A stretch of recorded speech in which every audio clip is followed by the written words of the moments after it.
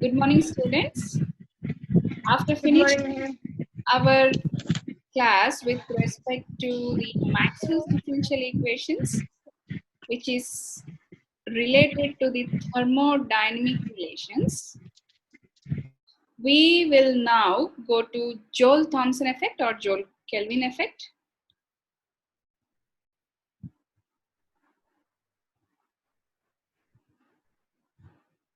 We'll just see what is that.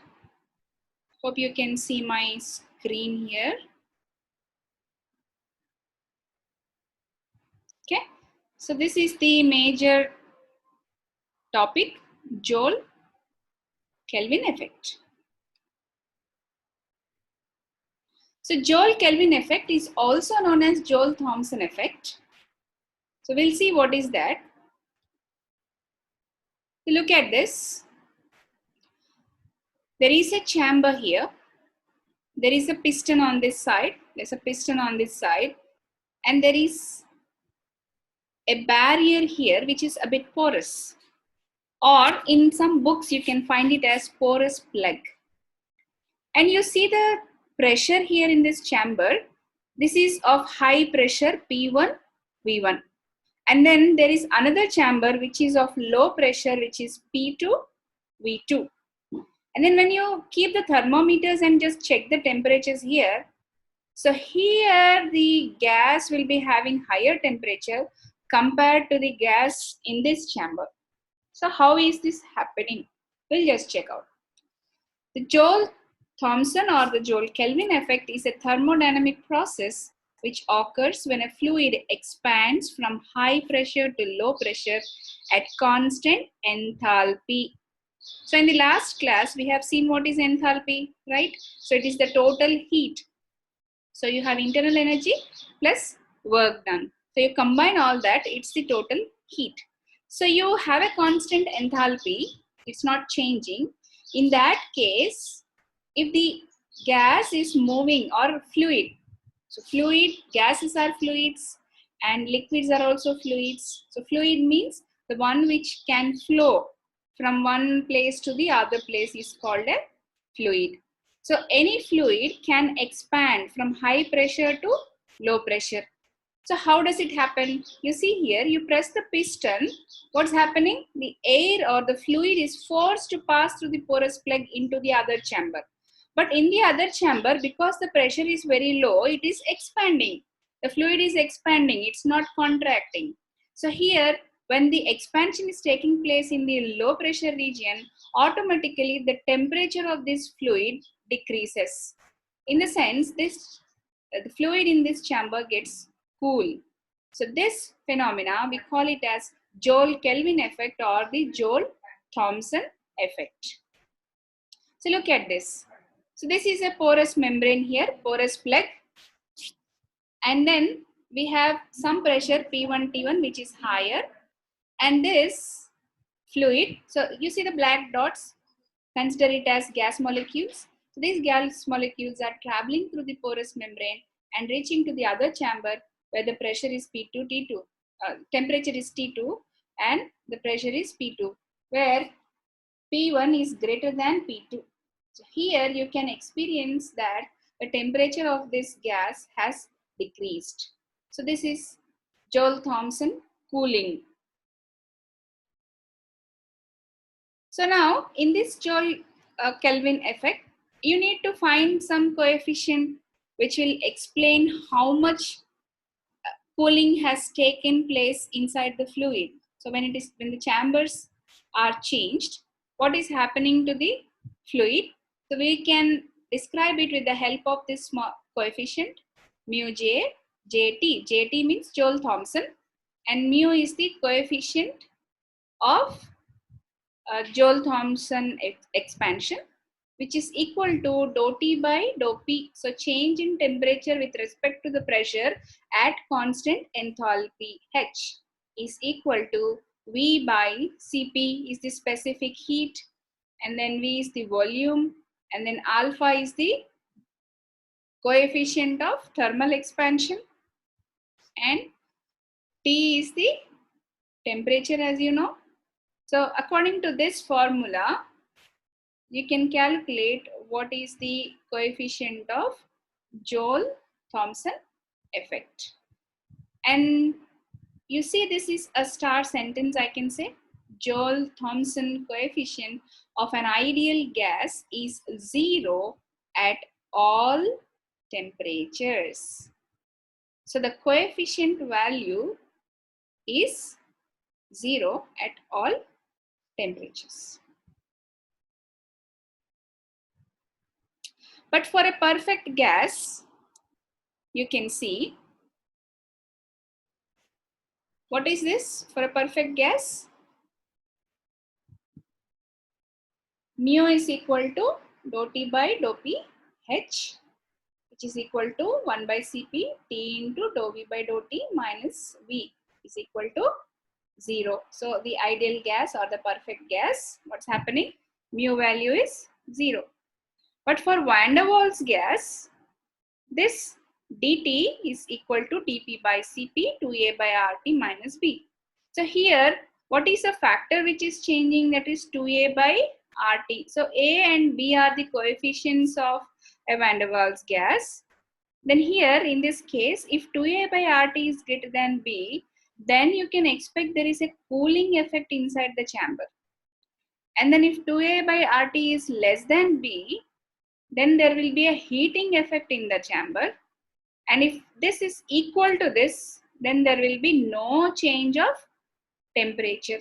So these things can be solved practically by taking the values of pressure, temperature, specific heat, and then the constants A, B, etc. Okay. Now we'll see what is the application of this Joule-Thomson effect. We are saying that when the pressure is changing for a fluid, the temperature is decreasing. This is what we are saying. This thing you can observe in cyclones. While depression is occurring, what we say? There is a low pressure area, and because of the low pressure created, what's happening? All the vapor, all the water vapor is being condensed. It's getting cool, and then it is forming into rain, and there is rainfall. So cyclone effects you can see. So low pressure is causing the expansion of fluids, and the temperature is decreasing.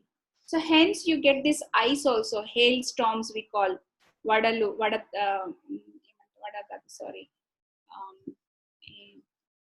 What ఏమంటారు, ice పడుతుంది కదా ఆకాశం నుంచి, sky నుంచి మనకి ice గడ్డల కింద పడతాయి కదా. So that thing also happens because there is sudden change in the temperature because of the low pressure created in the atmosphere. Okay. So now see the applications. The effect is applied in the Linde technique in petrochemical industry. So it is a petroleum industry, obviously. So you have this petroleum oil, crude oil, and there what they do, they start heating it and then they cool it to get different gas, to get the different products like kerosene, petrol, diesel, then jelly, petroleum jelly, all these things. So the cooling effect which is coming from this Joule-Thomson is used to liquefy the gases. Is also used in many cryogenic applications. You know what is cryogenics from in chemistry? You know, it's cryogenics deals with very cold temperatures or very lesser temperatures. So to get the lesser temperatures, or obviously the liquefied gases, this application is there. And then we have, for example, production of liquid nitrogen, oxygen, and argon. So if you see the liquids, I don't know whether you have seen it or not, you will have it in your chemistry labs as well. So when you see the liquid gases, the temperature is very, very less. They are minus, like less than minus 25 degrees. Okay. So that temperature can be obtained with the help of this Joule-Thomson cooling. So look at this figure. You see here. So there is a compressor here, and then you have heat sink. Then the sink means heat is being absorbed. So there is a sink here. So there is a compressor. So from the bottom, you start pressing it, you compress it, and then this fluid goes like this. And then what's happening? it's entering another chamber, or there is a nozzle like kind of thing. So here it is coming out through small pores, and it is expanding in a larger volume, so that the pressure is very less here compared to this. And then hence what's happening, this becomes cold, and this is thermally isolated cold volume. So you are not exposing this to the outer environment, so that there is no heat interaction between the fluid and the atmosphere. And this green thing you can see, so some sort of liquid or some material is being passed through this, so that it maintains the temperature. So it is thermally isolated, so there is no change in the temperature. This is the application of Joule-Thomson effect. But this, other than Joule-Thomson cooling, there is another cooling called as adiabatic cooling, or cooling arising from the adiabatic compression. So this can be seen generally in all kinds of cooling systems, like our refrigerator. The fridge which you have in your kitchen is the refrigerator, which works on the principle of adiabatic cooling. So we'll see what is the difference between this adiabatic cooling effect and the Joule-Thomson cooling effect. So you see this, the principle of liquefaction of gases. So gases can be liquefied by using this Joule-Thomson effect. So look at this. When highly compressed gas is suddenly allowed to expand, it causes cooling. So as I told you, the cooling is so high, the temperature gets so low. I mean, temperature is going below 0 degrees centigrade in minus temperatures, and then the liquid, the gas which is there, it becomes liquid. So like your liquefied petroleum gas, the LPG cylinder which you are using, so that is liquid. So how are you able to turn it into liquid? Liquid nitrogen, liquid hydrogen, liquid helium, whatever it is. So you have gas here, you compress it, you press it through a porous material, through small materials, and then the pressure is very high, and from high pressure area, if it is coming into the low pressure area, then there is expansion, and then the gases turn into liquids. So we'll see what is adiabatic cooling. Adiabatic cooling happens as air mass expands with increasing elevation. So what is elevation? It is height. So you change the height, then there is a change in the pressure. So because density of gases decreases farther into the atmosphere. So as elevation increases, air gets cooler because energy is drawn from the surroundings. Less dense air traps less heat, resulting in this net cooling called as adiabatic cooling. So this is what I was explaining about the cyclones occurring.